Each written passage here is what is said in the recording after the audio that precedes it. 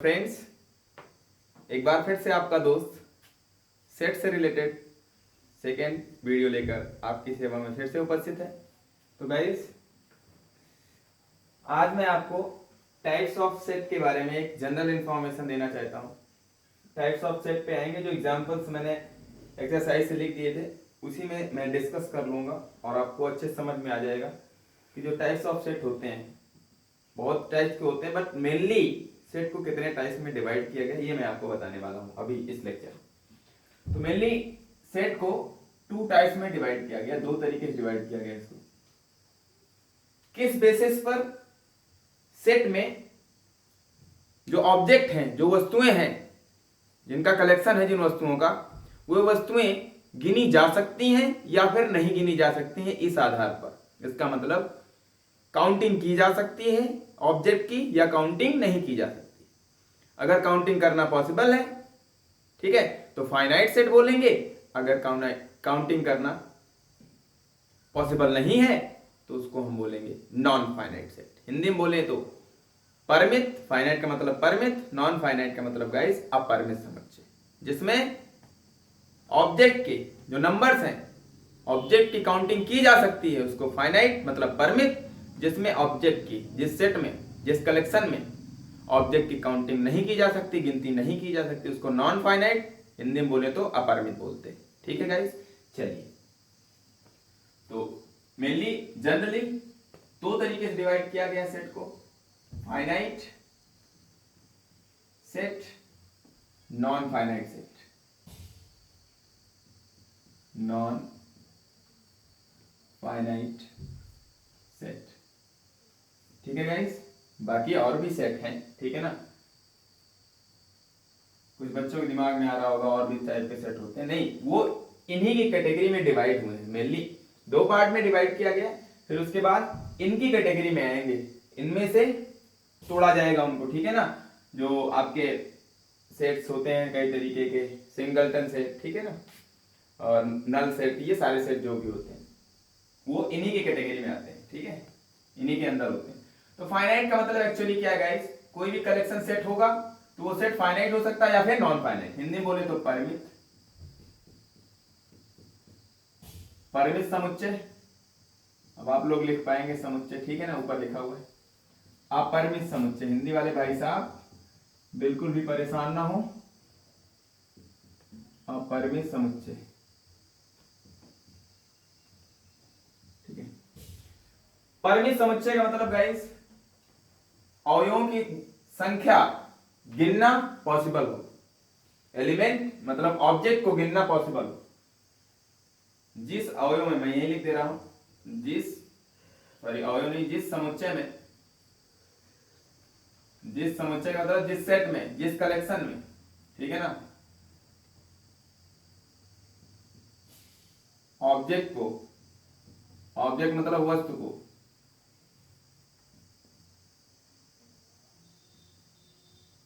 गिना जा सके, गिना जा सके या फिर गिनना पॉसिबल हो, ठीक है गाइस, गिना जा सके, और जिसमें ना गिना जा सके, ठीक है, जिसमें, जिस समुच्चय में, जिसमें का मतलब जिस समुच्चय में अवयवों को, अवयव मतलब वस्तु बोलो या अवयव बोलो या ऑब्जेक्ट बोलो, सारी बातें एक ही।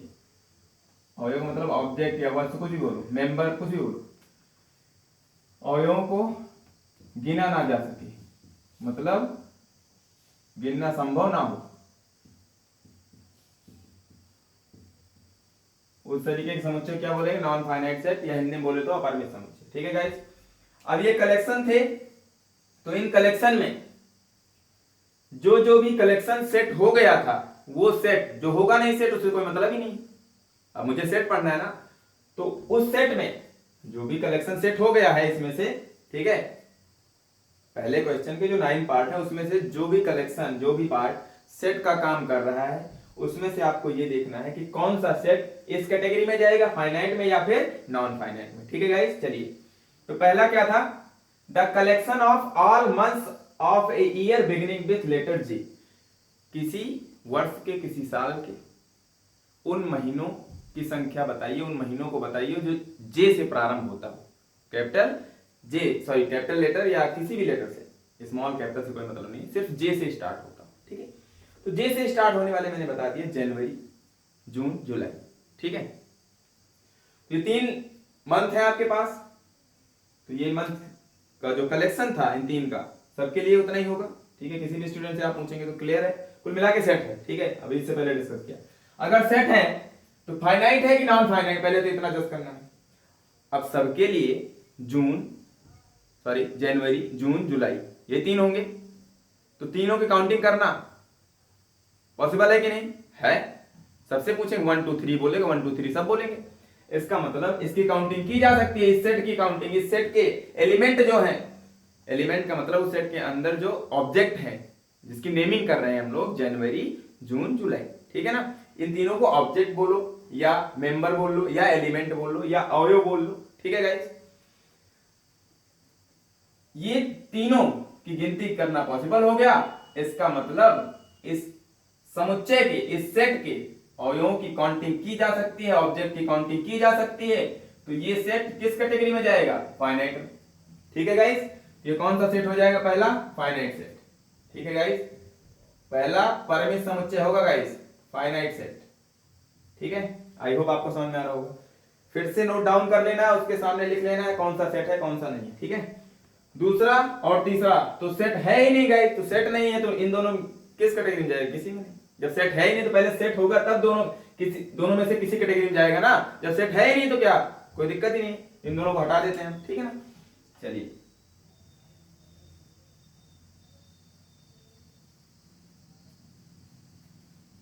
ये दोनों सेट है ही नहीं,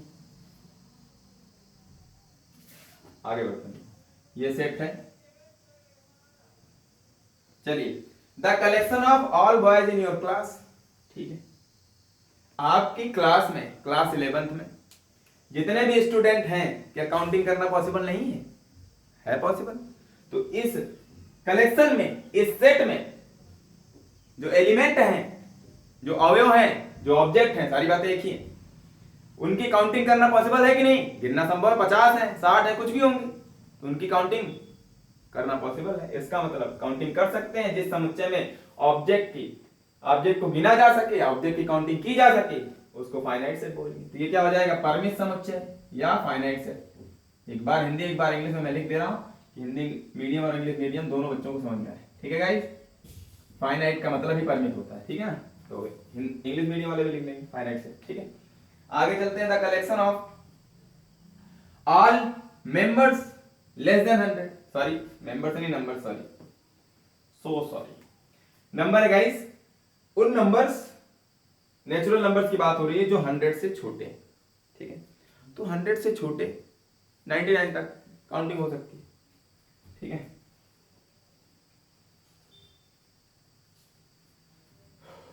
तो ये सेट तो है ही, अब काउंटिंग कर सकते हो तो किस कैटेगरी में जाएगा? फाइनाइट में। तो ये भी फाइनाइट।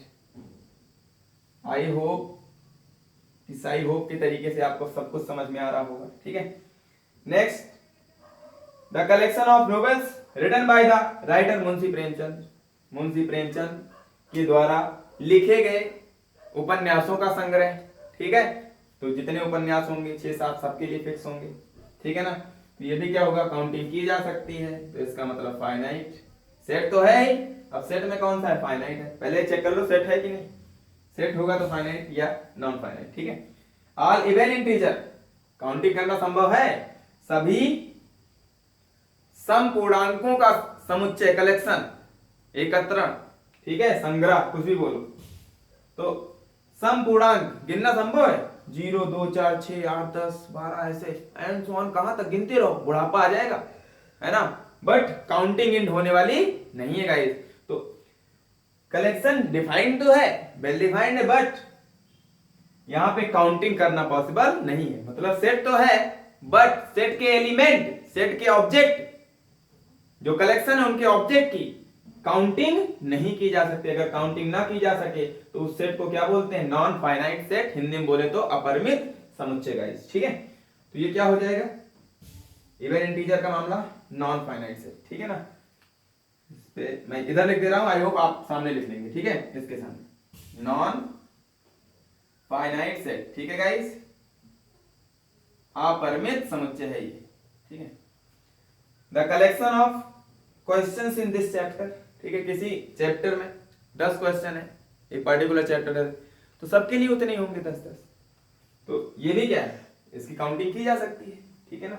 अगर काउंटिंग कर सकते हैं तो क्या हो जाएगी, ये जो ये question of in this chapter की बात हो रही है, सारे क्वेश्चन का जो सेट होगा, जो कलेक्शन होगा, उसको काउंट किया जा सकता है। अगर काउंट किया जा सकता है, गिना जा सकता है, तो वो फाइनाइट सेट में चला जाएगा, ये हो जाएगा फाइनाइट सेट। हिंदी में बोले तो परिमित समुच्चय, ठीक है गाइस। पुअर स्टूडेंट, ये सब सेट है ही नहीं, जब सेट है ही नहीं तो ना तो फाइनाइट ना तो नॉन फाइनाइट, ठीक है। तो आई होप आपको यहां तक समझ में आ गया होगा, ये सेट है ही नहीं तो फाइनाइट नॉन फाइनाइट का कोई सेंस बनता ही नहीं, ठीक है गाइस। आई होप आपको यहां तक समझ में आ गया होगा अच्छे से, तो नोट कर लीजिए इन सारी बातों को, ठीक है गाइस। अब हम लोग देखेंगे रिप्रेजेंटेशन ऑफ सेट, हिंदी में बोले तो समुच्चयों का निरूपण, ठीक है ना। समुच्चय को किस तरीके से दिखाया जाता है जनरली, अब लैंग्वेज फॉर्म को छोड़ेंगे, धीरे धीरे हम लोग मैथमेटिकल फॉर्म में आने की कोशिश करेंगे, ठीक है गाइस। चलिए, तो जनरली गाइस सेट को हम लोग कैपिटल लेटर से दिखाते हैं, इंग्लिश अल्फाबेट के। Sets are usually represented by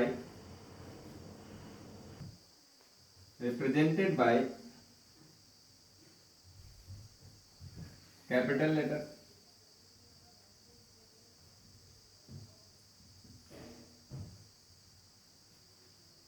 that is A, capital A, capital B, capital C, या फिर X dot dot dot X, Y, Z, etc. ठीक है गाइस। तो किसी भी सेट को अब हम लोग किस तरीके से रिप्रेजेंट करेंगे, उस सेट को capital A, capital B, capital letter से, ठीक है, ABCXYZ कुछ भी, और इस किसी भी सेट के, किसी भी कलेक्शन के जो मेंबर्स होते हैं, जो ऑब्जेक्ट्स होते हैं, जो वस्तुएं होती हैं, ठीक है, जो उनके अवयव होते हैं, सारी बातें एक ही हैं, उनको हम लोग जनरली स्मॉल लेटर से रिप्रेजेंट करते हैं, ठीक है। और कहां पे, करली ब्रेसेस के अंदर, मझले ब्रैकेट के अंदर, ठीक है। The elements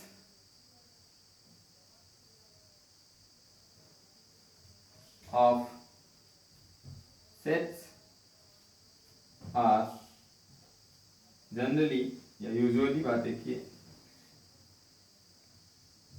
usually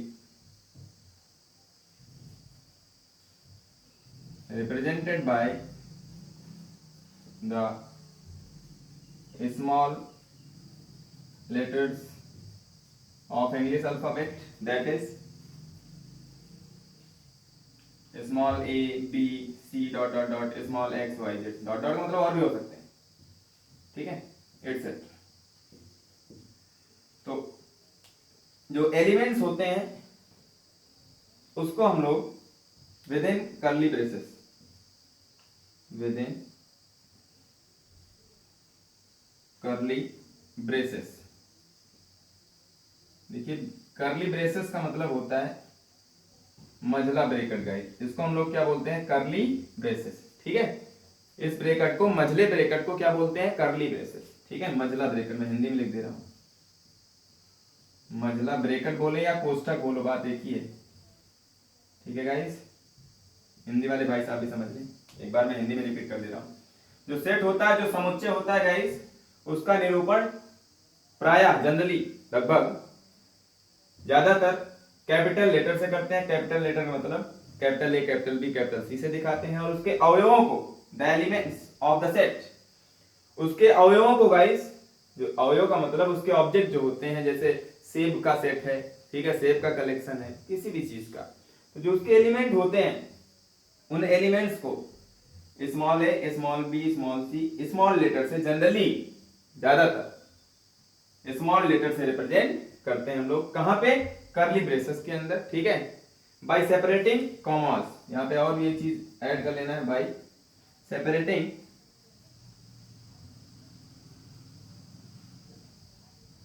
commas,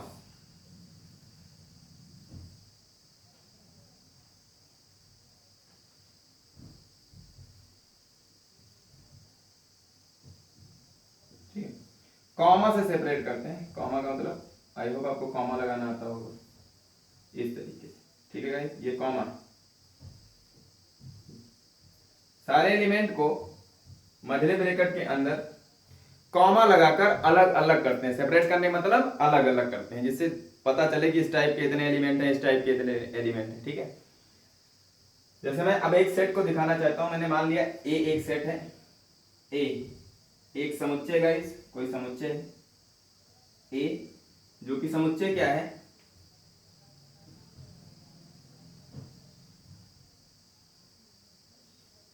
English में कलेक्शन ऑफ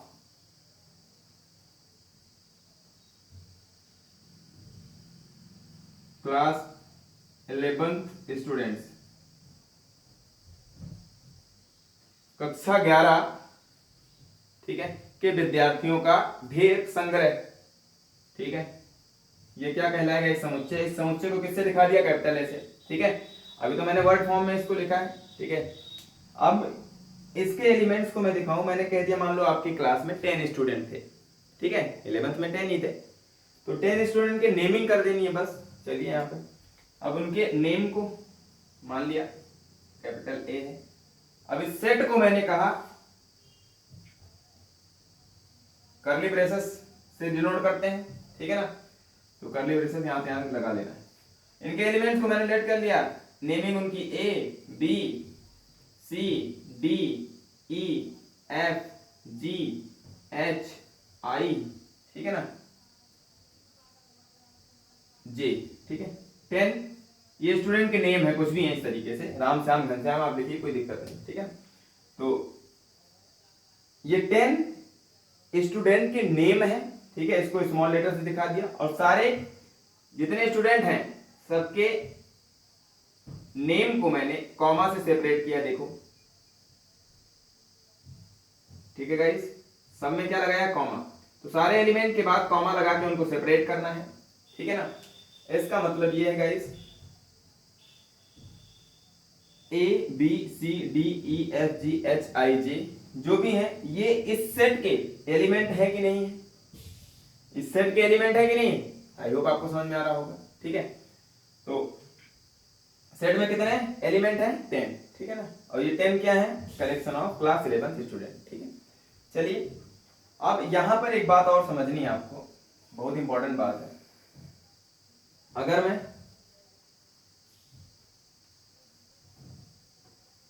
एक अच्छा सा एग्जांपल दिखाना चाहूं जबरदस्त कॉन्सेप्ट के साथ,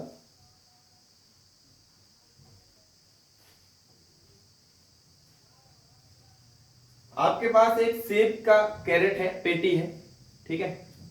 एक सेट कह दिया मैंने बी, उसको नाम दे दिया बी, कुछ नहीं, कह दिया a collection of,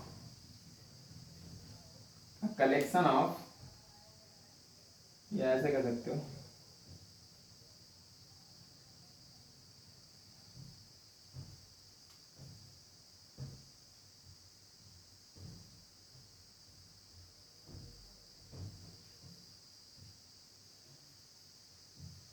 a collection of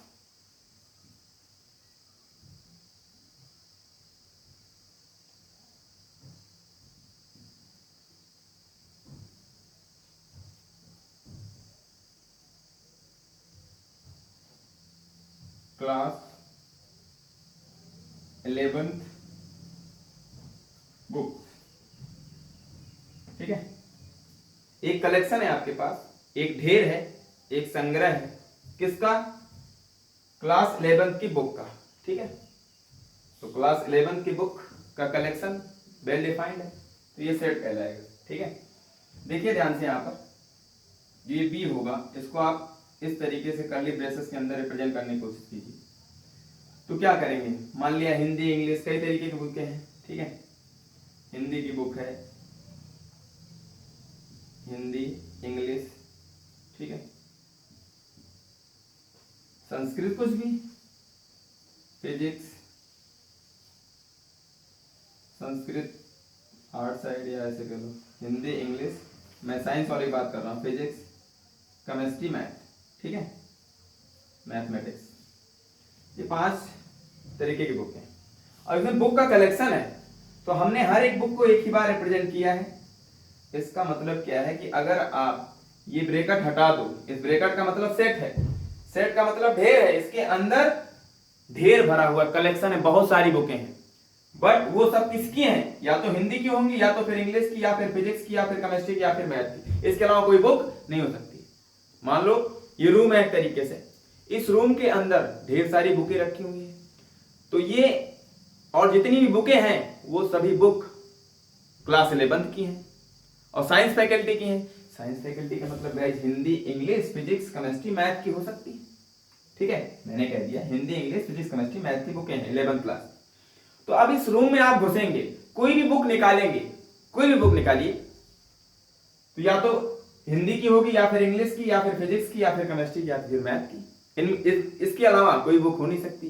तो इसका मतलब इस कलेक्शन को एक वेल नोन अरेंजमेंट दे दिया जाता है, रिप्रेजेंटेशन कर दिया जाता है कि इसका मतलब ये है जैसे ही इसको आप ओपन करेंगे, ये एक तरीके समझ लीजिए रूम है, रूम का मतलब ये ब्रैकेट रूम का काम कर रहा है। इसको जैसे ये वॉल है एक तरीके, दीवार हिंदी में बोले तो, इसको हटा दो, जैसे ही हटाओगे बहुत ढेर सारी बुकें इसमें से निकलेंगी, हिंदी हिंदी हिंदी ऐसे, है ना, मूवियों में आपने देखा होगा हिंदी हिंदी ऐसे, कंफ्यूज हो जाओगे, Hindi Hindi Hindi, English English English, physics physics भी, ढेर सारी बुकें, chemistry chemistry chemistry, math math. But set के अंदर एक को, मैथ को एक ही बार रिप्रेजेंट करना है। इसका मतलब सेट, जो ये सेट का रिप्रेजेंटेशन, इसके अंदर ढेर सारी बुकें हैं, है ना। जब इसको आप ओपन कर दोगे, इसको हटा दोगे, तो ढेर सारी बुकें ऐसे निकलना स्टार्ट हो जाएगी, है ना। मतलब इसके अंदर हिंदी को एक ही बार दिखाना है, किसी भी एक टाइप के ऑब्जेक्ट को एक ही बार रिप्रेजेंट किया जाता है। ऐसा नहीं हिंदी हिंदी हिंदी 50 बार लिख दो तो वो सेट क्या हो गया, एब्सर्ड हो जाएगा। इसका मतलब सेट तो रह ही नहीं गया। ये किस बात को रिप्रेजेंट कर रहा है, ये ब्रैकेट किस बात को रिप्रेजेंट कर रहा है, सेट को। सेट का मतलब इसके अंदर ढेर सारी चीजें हैं, कलेक्शन है, कलेक्शन ऑफ ऑब्जेक्ट क्या कहलाता है, सेट। तो ये सेट को रिप्रेजेंट करता है, उसके अंदर जो एलिमेंट है उसका मतलब ढेर सारा कलेक्शन है ना, बहुत सारे ऑब्जेक्ट हैं। तो जैसे ही इसको हटा देंगे, हटाने के बाद इसका मतलब वॉल टूट गई, वॉल टूटने मतलब ढेर सारे एलिमेंट निकलने लगे, हिंदी हिंदी हिंदी बुकें, ढेर सारी बुकें गिरने लगी। ठीक है गाइस, आई होप आपको समझ में आ रहा होगा। तो इसलिए एक एलिमेंट को एक ही बार रिप्रेजेंट किया जाता है, क्योंकि ये अपने अंदर क्या बात छुपा के रखता है कि हमारे पास ढेर सारे ऑब्जेक्ट हैं इस टाइप के। ठीक है ना, हिंदी की ढेर सारी बुकें हैं, इंग्लिश की भी, फिजिक्स की भी, केमिस्ट्री की भी, मैथ की भी। ठीक है गाइस, आई होप आपको समझ में आ गया होगा। ठीक है, तो किसी भी सेट को कैपिटल लेटर से, उसके एलिमेंट को स्मॉल लेटर से रिप्रेजेंट किया जाता है, और लेटर्स को, उसके कलेक्शन को कर्ली ब्रेसेस के अंदर दिखाना होता है। ठीक है, या ऐसे कह सकते हो कर्ली ब्रेसेस के से ही हम किसी भी सेट को रिप्रेजेंट करते हैं, उसके एलिमेंट को इसके अंदर कॉमा लगा करके डिफरेंशिएट कर देते हैं, अलग अलग रख देते हैं। ठीक है, चलिए अब गाइज मैं आपको ये बताने वाला हूं कि अगर कोई एलिमेंट, कोई अवयव, कोई ऑब्जेक्ट, किसी कलेक्शन का कोई ऑब्जेक्ट है, वो किसी सेट के अंदर लाई कर रहा है या नहीं, मतलब किसी सेट का कोई भी एलिमेंट उस सेट का है या नहीं है, ये मैं बताने वाला हूं। अगर होगा तो क्या रीड करेंगे, क्या कहेंगे, और फिर क्या लिखेंगे, ये समझना। ठीक है, चलिए देखिए, मैंने कहा एक सेट ए है, उसके अंदर मैंने लिख दिया ए बी सी डी, अभी रैंडमली मैं लिख दिया डी ई एफ। ठीक है, कुछ भी ऐसे लिख दिया, इंग्लिश अल्फाबेट के लेटर्स, कुछ लेटर्स मैंने लिख दिए। ठीक है, ए से एफ तक का कलेक्शन है इसमें, मतलब बहुत ढेर सारे ए होंगे, बहुत ढेर सारे बी होंगे, बहुत ढेर सारे सी होंगे, इस तरीके की बात।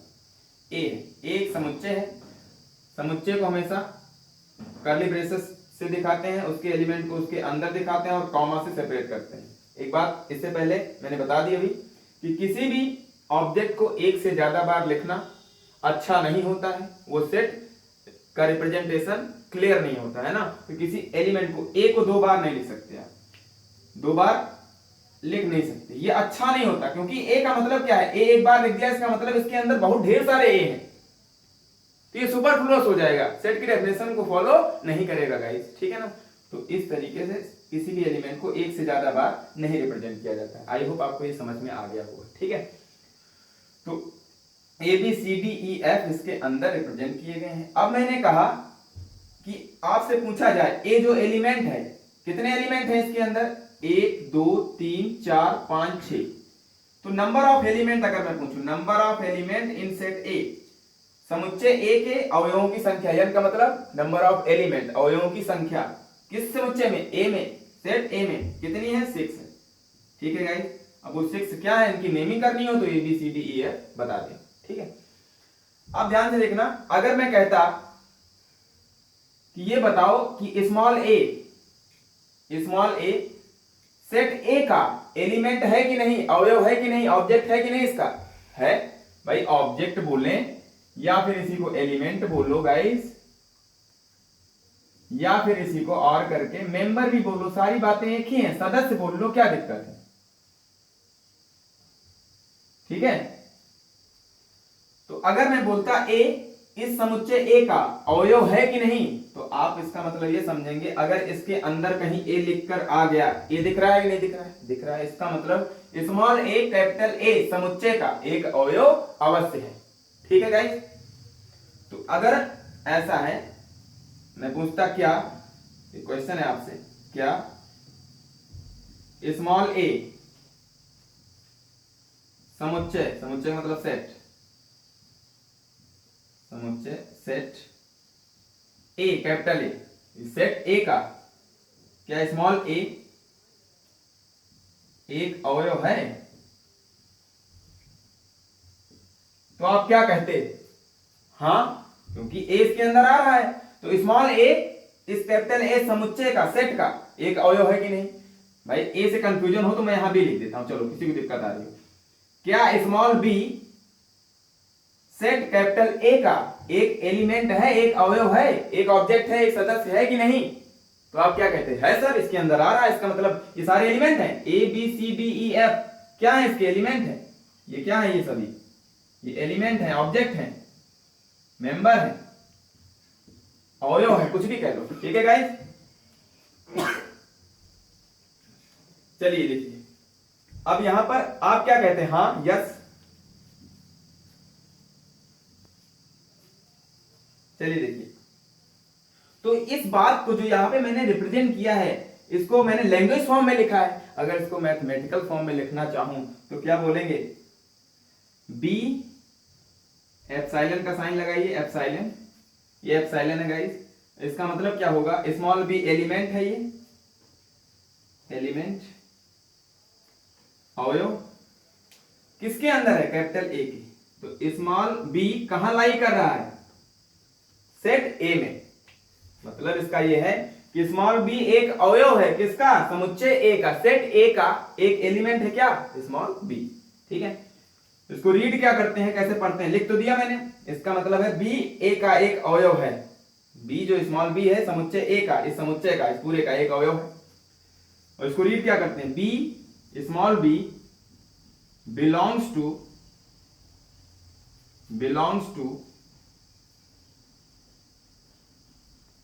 Capital A, set A. ठीक है गाइस, रीड ये करेंगे, इसका मतलब होगा बिलोंग्स टू, एप्सिलॉन साइन है, बट यहां पे मीनिंग क्या होती है, इसको एप्सिलॉन बोलते हैं, बट सेट में रिप्रेजेंटेशन के लिए इसको बोलते हैं B belongs to capital A, इसका मतलब स्मॉल बी अवयव होगा किसका, कैपिटल ए सेट का। ठीक है, चलिए, अगर कोई एलिमेंट इसका नहीं है, जैसे मैंने कह दिया के, स्मॉल के क्या इस सेट का अवयव है, तो आप कहेंगे नहीं, तो इसको इस तरीके से दिखाते हैं, मैं इसी क्वेश्चन को यहां पे लिख देता हूं, फिर से क्वेश्चन मैं आपसे पूछता, क्या स्मॉल के कैपिटल ए का, कैपिटल ए मतलब कैपिटल ए समुच्चय सेट है, कैपिटल ए का एक अवयव है, एक एलिमेंट है। ठीक है, तो आप क्या कहते हैं, नहीं, आप क्या कहते गाइस, नहीं, मतलब स्मॉल के सेट ए का एलिमेंट नहीं है, तो इस बात को मैथमेटिकली कैसे दिखाएंगे, तो स्मॉल के ये बिलोंग्स का है, अब इसी में इस क्रॉस का साइन लगा दो ऐसे, ठीक है, ट्रांसवर्सल लाइन से ड्रा कर दो इसमें, अभी किसका साइन हो गया, डज नॉट बिलोंग्स, कट कर दिया मतलब खा गया इसको, ठीक है ना, डज नॉट नहीं है, small K does not belongs. ठीक है, इसको क्या बोलते हैं, अब इसको क्या बोलेंगे guys, does not belongs to.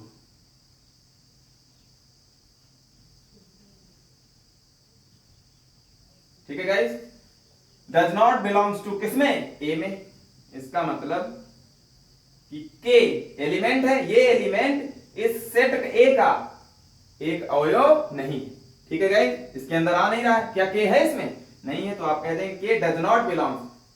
ठीक है, पढ़ेंगे क्या कि के ए का एक अवयव नहीं है, हिंदी में ऐसे लिखना होगा आपको, और इंग्लिश में बोलेंगे क्या, K does not belongs to A, इसका मतलब डज नॉट बिलोंग्स टू, लेकिन मैथमेटिकली ऐसे दिखाएंगे।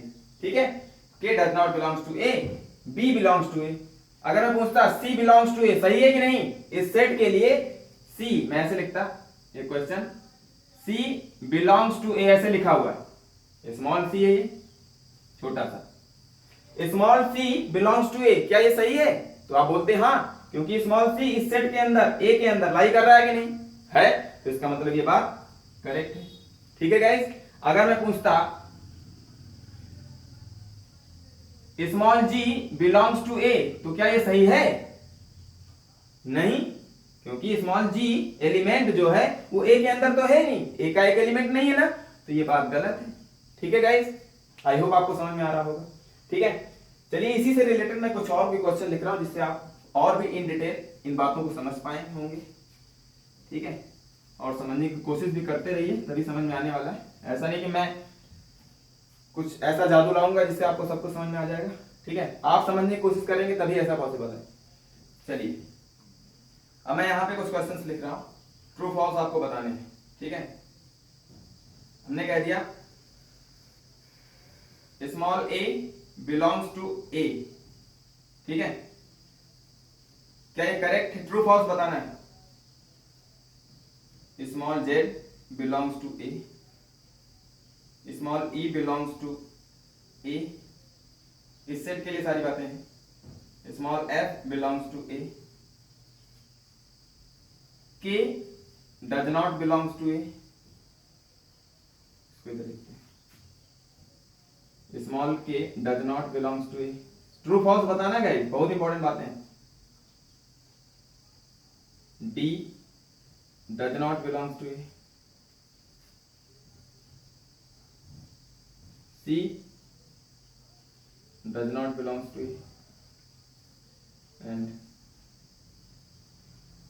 Are belongs to A. चलिए, इतनी क्वेश्चन में आपको सारी बातें समझ में आ गई। अब इसका मतलब क्या है? A small A capital A set का, इधर एलिमेंट होगा इधर सेट। ठीक है गाइस, ये स्मॉल ए सेट ए का एलिमेंट है कि नहीं? ये तो बात क्या है, small A capital A set का एक एलिमेंट है, ये इसका स्टेटमेंट ये कह रहा है, अगर इसको आप लिखेंगे तो। ठीक है ना, लैंग्वेज फॉर्म में। तो क्या एलिमेंट है? स्मॉल ए कैपिटल ए का एलिमेंट है, इसके अंदर आ रहा है, तो ये भी तो यही कह रहा है, तो आप सेटिस्फाई हैं, इसका मतलब क्या है? ये करेक्ट है। ठीक है, आप सेटिस्फाई हो तो करेक्ट है। आई होप आपको समझ में आ गया होगा। स्मॉल जेड इसके अंदर है नहीं, स्मॉल जेड क्या ये तो कह रहा है स्मॉल जेड ए का एक एलिमेंट है, क्या है? आप संतुष्ट हैं?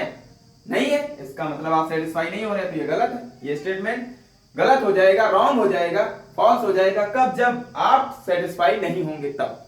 ठीक है ना, उसको रीड कीजिए, अगर आप सेटिस्फाई है तो करेक्ट इसके अकॉर्डिंग, अगर आप सेटिस्फाई नहीं है इसके अकॉर्डिंग तो क्या है? फॉल्स।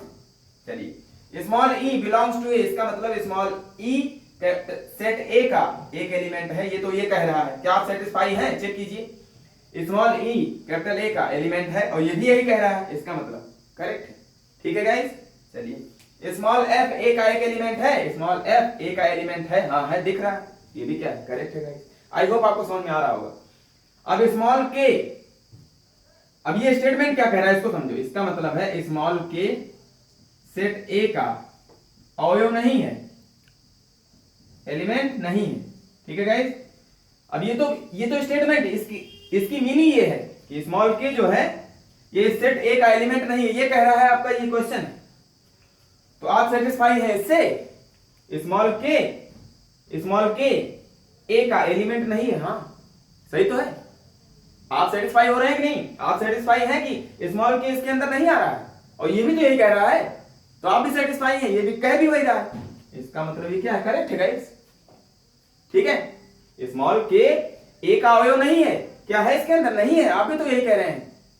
ठीक है, तो आपकी बात और इस क्वेश्चन की बात दोनों करेक्ट है। ठीक है, तो इसका मतलब ये स्टेटमेंट क्या है? करेक्ट है ना इस क्वेश्चन के लिए? इस सेट के लिए स्मॉल के ए के अंदर नहीं है। हाँ यही तो कह रहा है, ये भी नहीं है तो करेक्ट है। आई होप आपको समझ में आ गया हो। Small D does not belongs to A, इसका मतलब स्मॉल डी ए का एक एलिमेंट नहीं है। देखिए ये कह रहा है कि स्मॉल डी ए का एलिमेंट नहीं है। क्या ऐसा है? नहीं भाई है, डी ए का एलिमेंट है, ठीक है ना। करेक्ट तो ये है, बट ये क्या कह रहा है? अवयव नहीं होना चाहिए। अगर इसी बात को ये भी यही कहता कि डी ना होता इसके अंदर ऐसे, तब तो करेक्ट होता। अब क्या हो गया? डी है इसके अंदर, तो ये कंट्राडिक्शन है, ठीक है ना, मतलब विरोधाभास है। आपकी बात नहीं मान रहा है ये क्वेश्चन, ठीक है। तो डी ये क्या हो जाएगा? रॉन्ग हो जाएगा, ठीक है गाइस। आई होप आपको समझ में आ रहा होगा। सी डज नॉट बिलोंग्स टू ए, कह रहे हैं सी ए का एक अवयव नहीं है। भाई है, दिख रहा है ना, तो ये बात तो गलत होगी ना इस सेट के लिए। आई होप आपको समझ में आ रहा होगा। आर बिलोंग्स टू ए, कह रहे हैं जो स्मॉल आर है इसके अंदर आ रहा है। कहां आ रहा है भाई? नहीं आ रहा है, इसका मतलब क्या है? ठीक है गाइस, आई होप आप इन बातों को समझ पा रहे होंगे, ठीक है। बहुत ही इंपॉर्टेंट बात है गाइस। तो ये एलिमेंट होता है हमेशा इधर की तरफ, हमेशा एलिमेंट को दिखाया जाता है। एलिमेंट मतलब ऑब्जेक्ट, ऑब्जेक्ट मतलब वस्तु, और इधर की तरफ हमेशा समुच्चय होगा, ठीक है गाइस। और ये क्या बताता है? ये बिलोंग्स टू का मतलब इधर जो कुछ भी लिखा होगा ये इसका अवयव होगा, ठीक है। और अगर ऐसा लिखा है तो इसका मतलब इधर वाला इसका, इस समुच्चय का अवयव नहीं होगा। ये मीनिंग होती है इसका, ठीक है। अभी इससे पहले मैंने दिखा दिया है, ठीक है। मैं फिर से यहाँ पे एक कंक्लूजन के बेस पे, निष्कर्ष के बेस पे मैं यहाँ पे लिख देता हूँ। आई होप आपने नोट कर लिया होगा गाइस। हंसते रहिए, हंसाते रहिए, ठीक है। चलिए मैंने लिख दिया सी बिलोंग्स टू ए, ठीक, और small K does not belongs to A. मैं दोनों, ये does not belongs to A, belongs to, इन दोनों स्टेटमेंट की मैं मीनिंग लिख दे रहा हूं हिंदी। इसका मतलब है स्मॉल सी सेट ए का, सेट ए का, समुच्चय ए का एक अवयव है, एक अवयव होगा या है, ठीक है। इसका मतलब के ए का एक अवयव नहीं है, ठीक है। ये इसकी पूरी मीनिंग है। और अगर ऐसे लिखा है तो आप इसको शॉर्ट फॉर्म में, मैथमेटिकल फॉर्म में इस तरीके से रिप्रेजेंट करेंगे, ठीक है गाइस। आई होप आपको समझ में आ गया होगा अच्छे से। इधर एलिमेंट, इधर सेट, ठीक है। तो गाइस आज का सेशन आपका दोस्त आपके नाम करता है, कल का सेशन हमारे नाम नहीं गाइस, कल भी तो आज हो जाएगा, इसका मतलब कल का भी सेशन आपके नाम ही होने वाला है, ठीक है। तो आज के लिए इतना ही। नेक्स्ट वीडियो में आपका दोस्त फिर से आपके लिए ऐसे ही कॉन्सेप्ट के साथ उपस्थित होगा। तो फिर से एक ही वही रिक्वेस्ट, हम्बल रिक्वेस्ट, ठीक है गाइस, आप जितना ज़्यादा हो सके शेयर करते रहिए और मेरी एनर्जी इंक्रीज करते रहिए, जिससे मैं खतरनाक इंस्टेंट के साथ आपके सामने पेश होता रहूँ, ठीक है guys. Thanks for watching, take care, bye bye.